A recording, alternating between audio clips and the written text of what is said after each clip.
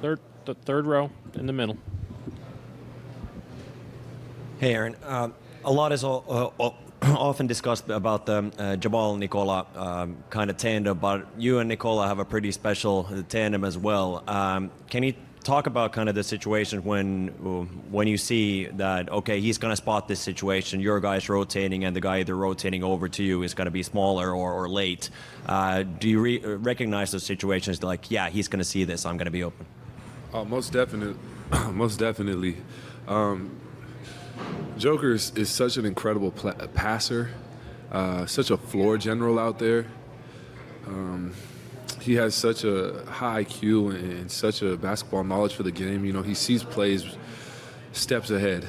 You know, so he's reading the defense before he even catches the ball, or he's reading the defense before the play is even initiated.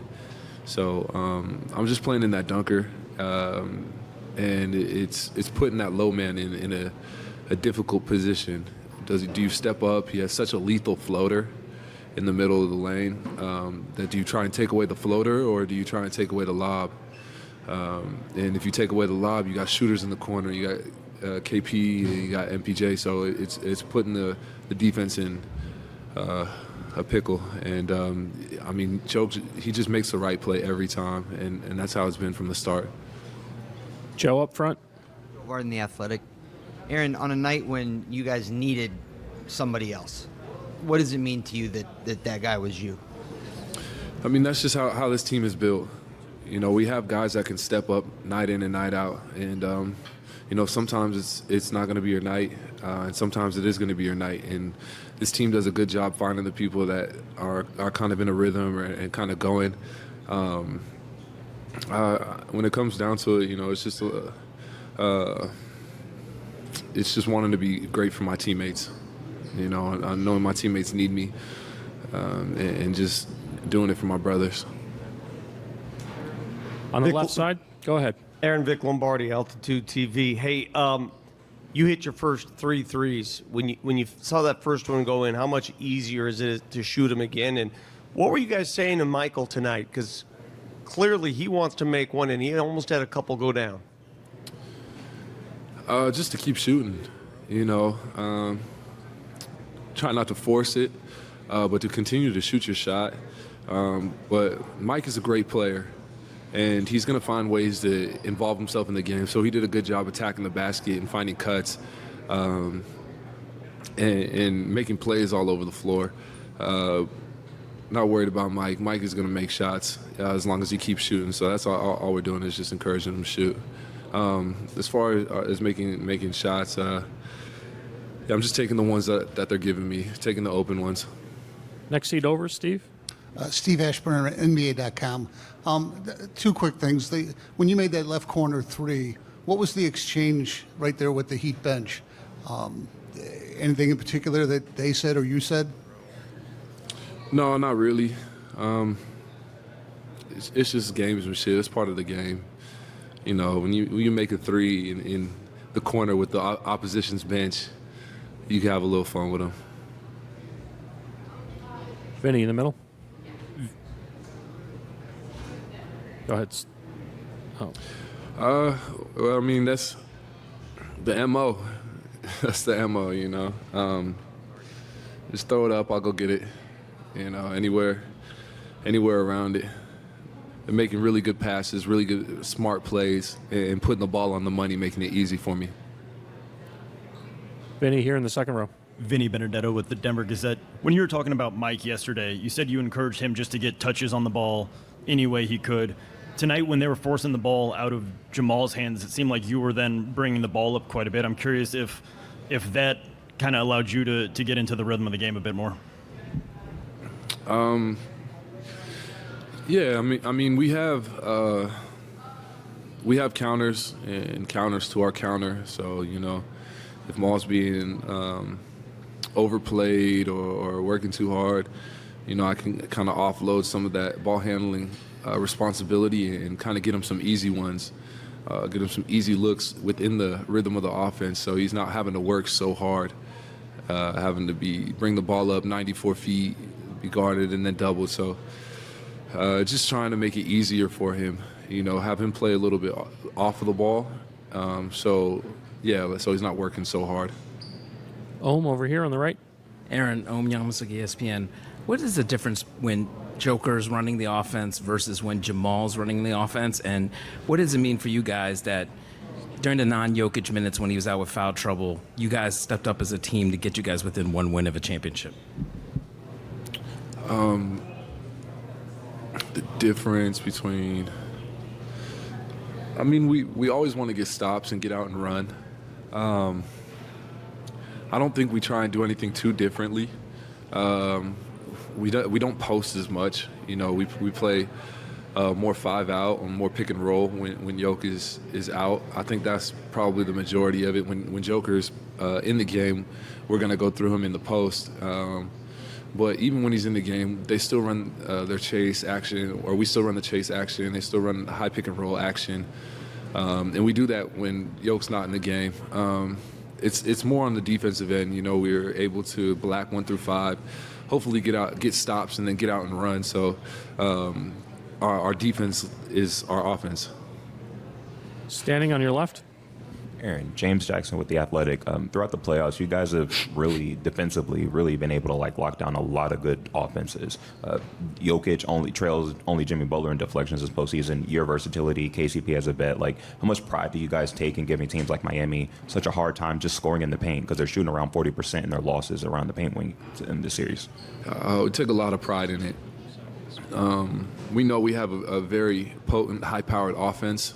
And offensive players with Joker, Jamal, Mike, KCP, Bruce, we'd be going down the list. We have guys that can put the ball in the bucket in a multitude of ways. So we know that what's going to win us games is defense. And we got guys that love to play defense, you know.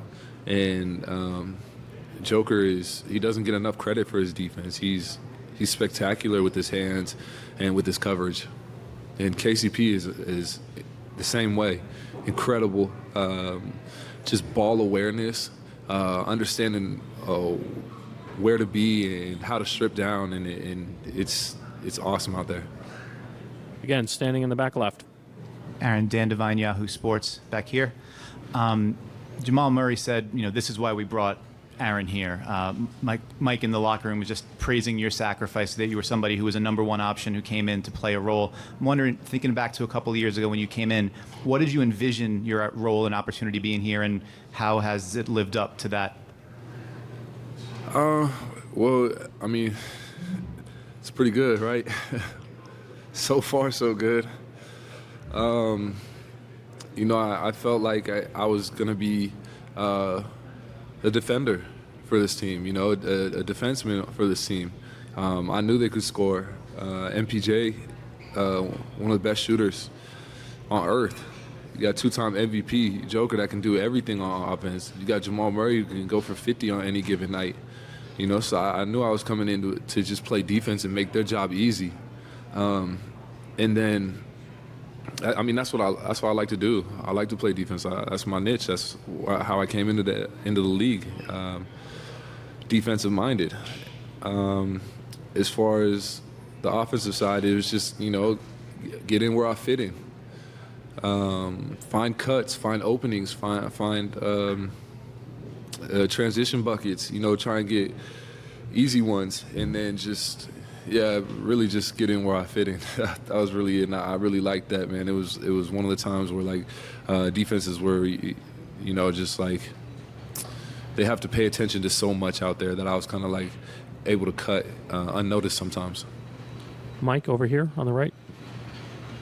Denver Post. AG, to follow up on that, how rare is that where a team, is so pervasive where everybody is willing to be unselfish? I know you've only played on 2 teams, but, in seeing other guys around the league, how rare is it what you guys have here, and how special is it that everybody seems to have bought into that same agenda? It's really rare. It's a blessing, It's awesome to play with these guys. These guys are so unselfish. They're so passionate about basketball, and they understand that you got to keep energy in the ball, and if you play the right way, everything will work out the way it's supposed to. We can win. Everybody gets love when you win, and I mean, it was nice just knowing that I could be myself and that was enough. You know, I didn't have to be any more or any less.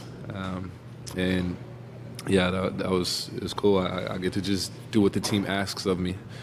And sometimes it's score, sometimes it's rebound, sometimes it's defend the best player, sometimes it's make plays, you know. So it could be something different on any given night, but every night I get to just be myself. We got Tony and then the last two up front. Tony Jones from The Athletic. This seems to be the closest role that you played during your 1 year at Arizona, which is kind of, just kind of filling the gaps on both ends of the floor, handle the ball, facilitate. It was a little different from your role in Orlando, but is this something that you've been really comfortable with? And what's that journey been like, just kind of finding different roles at the NBA level?